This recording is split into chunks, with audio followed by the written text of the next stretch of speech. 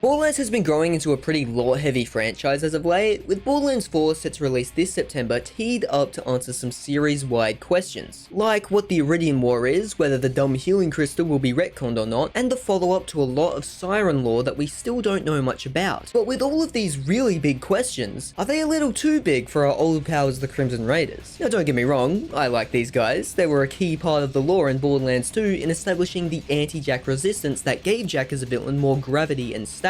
But now in a post-Jack Borderlands, and with the Raiders and Sanctuary 3 being handed over to Ava of all characters, has Borderlands outgrown its use for the Raiders? And that's what I'm going to discuss today. So, what's going on? I'm Cashew, and this is an in-depth look at the Crimson Raiders and whether they should return for Borderlands 4 and beyond. Now, when I say things like the series has outgrown the Raiders, I'm mainly referring to their actual use and context in the story. The Crimson Raiders are kind of split into two, maybe three camps in my mind. First is the main cast of Vault Hunters like Lilith, Tannis, and Ellie. Then second are the actual soldiers in the Crimson Raider army, slash the regular people who were just living in Sanctuary before it got invaded, turned into a tree, and blown up by Lilith. But let's bring it back to the introduction for a second. Borderlands 1 did not have much lore, but what it did have was woven into Borderlands 2 so well that it felt like the natural next step. Roland in Borderlands 1 was a defected Atlas Crimson Lance soldier. Fast forward to Borderlands 2, and Atlas is gone, and Roland picks up the pieces and forms the Crimson Raiders to take down the bigger threat of Jack. It makes sense that the Lance would follow Roland into this because of that connection, but in a post-Jack, and almost more importantly at this point, a post-Roland world, they feel like they've lost their purpose, and we've gotten everything we can out of them. Like, in Borderlands 3, can you actually tell me who the Crimson Raiders are in the context of the galaxy? Because I can't. They're so undefined without that purpose. Are they Lilith's personal army? Are they all Vault Hunters? Space pirates? Mercenaries? When you talk to Reese, he knows who they are because you stopped Jack, but it's also the first time you ventured out of Pandora. On that point though, by the end of Borderlands 3, the Raiders are allied with two massive weapon manufacturers, one of which being the newly returned Atlas, which is kinda fitting, but since they're in this spot and the second commander the Raiders had, Lilith, is missing, it kinda feels like outside of them finding Lilith, there's no need for them in that story. But a more important thing I'd like to touch on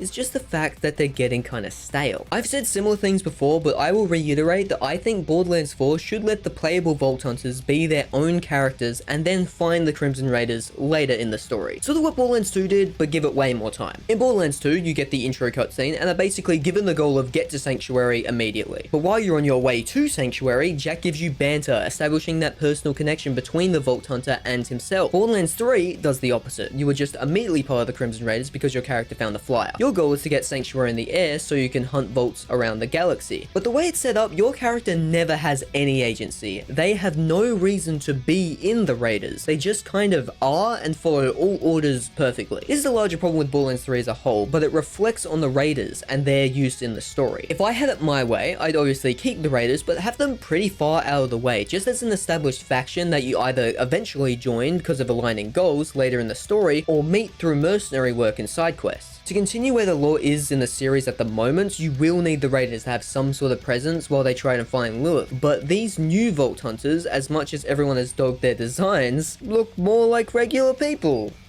This could be an opportunity to get back to almost the series' roots, but still keeping the stakes high. Because the Vault Hunters, even in Borderlands 2, were never heroes. They were purposely written as greedy treasure hunters who just so happened to save their world on the way to their goal to reach the vault. Making the Vault Hunters greedy again will make the story feel more personal to the character you chose to play as. And once they do make the decision to join or align themselves with the Raiders, it will feel like their decision more than the game just demanding plot happens. As much of a cornerstone that the Raiders have really become, I genuinely feel that after Borderlands 3's extremely undefined path for them, we don't need to frame every story around them anymore. They absolutely still have a place in the story, but I would be a lot happier if we could branch off into new facets of the franchise and expand the series more. And it looks like Borderlands 4 will sort of do that. Now, despite what I've kind of said that I wanted for Borderlands 4, I doubt that the Raiders are actually going to be kept quiet, but there does seem to be a lot of interesting stuff like the Timekeeper, the Rippers, and possibly the reveal of an Iridian or Guardian society society. There is that bit of worry and doubt that just looms over it though, as it can very easily fall into the same trap that Borderlands 3 did, only exploring these new parts of the lore through the Raiders, in yet another undefined move for them. I think Borderlands 3 also showed that even the main reason why we would want to keep the Raiders around, being the popular NPC characters, would not really be that much of a worthy trade if nothing is done with them. My example being Marcus. At Borderlands 3's launch, he had one side quest which was more of a tutorial if anything, and was just kind of standing there at a shop the whole time outside of that, only ever getting to do something at seemingly random times like yelling "my wares" or giving you a single piece of ammo before the final fight. Marcus did eventually get another side quest and an update, but it was just him having beef with Maurice the Saurian. If we disconnect ourselves from the gameplay of it all, what purpose does Marcus have to go into space with the Raiders, besides just being one? Is he branching out Marcus munitions? Is he being paid to stock the armory for the Raiders? Is he playing both sides like he was in Borderlands 2? We don't know. We will never know, and I can say this for nearly all of the other popular NPCs. So it's almost better to only see these characters we like so much in side quests around the new locations we will visit, instead of filling a lot of these side quests with a lot of these filler characters who only appear one time. It's the perfect place to include some of the series alumni. Have the player get the quest from Zero on a bounty board and help him on an assassination mission. Have the same thing, but Marcus wants you to destroy a rivaling gun store that's offering lower prices. This makes it so once you actually do meet and join the Raiders, it is a massive moment of getting to see all the people you've helped in person. So to sum up my feelings, I think the Crimson Raiders either need way more reasons to be this galactic militia and needs a purpose outside of doing whatever Lilith tells them to. I think if this isn't going to be done, the next best thing is to take a step back from them and start viewing the world of Borderlands from a different angle. Whether that be through the playable Vault Hunters being hard focused on their specific goals, or a return to the classic Borderlands character styles where everyone is just a lot more greedy. I think connecting with the Raiders later in the story provides the much needed break we need from them, and at the same time expands the world outside of the Raiders, making the world feel so much bigger. But to answer the question at the top of the video, should we ditch the Crimson Raiders in Borderlands 4? No, not fully, but I think at this point in the story, this should be the Raiders' last big hurrah. There's just too much lore at the moment riding on them in specific, so making too much space away from them at the moment could cause the overall series narrative to enter a really unsatisfying place, you know, opposed to where it is now.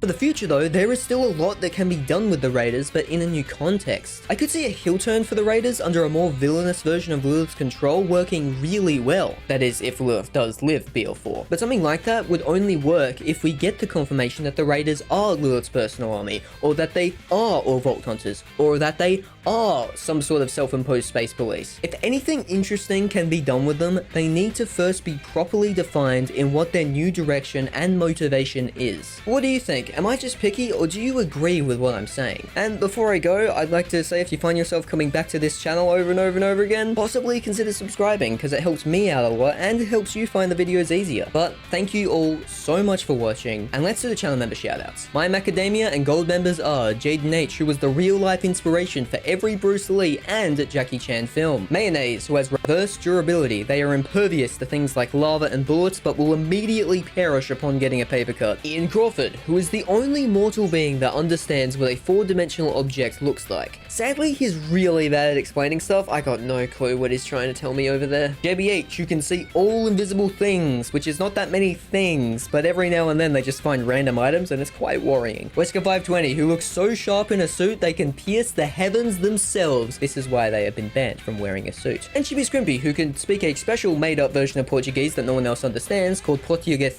He just pronounces everything wrong. It's actually kind of funny. And my other nut tier members, Medieval Rancher, Handsome63, Tryptophan, Nevertheless Raven, Koi Cadaver, Death, Mr. TX01, Mickey Ford, Evidently Easy, MR, JK Shabazz, Alinix, Saruman's Winkle, Firefrost Faye, Pug Madman, Finn, E, Marcus Curson, Marcus Aftershock Z8, Emerald the Black David, Brand Becker, Caleb Glidwell, Keck, Vibe Galaxy, Sazman Mahmudovic, Josu Dooley, Corbinator 2000, Temp Anon, Sickly, Big Bacon Bot, Turbo, Wise TV Man, and Ryan. Thanks so much to all of your support, guys, and if you want to get a shout out like this, plus get the videos early, you can by hitting the join button just below the video. But thank you all so much for watching, and I'll see you next time.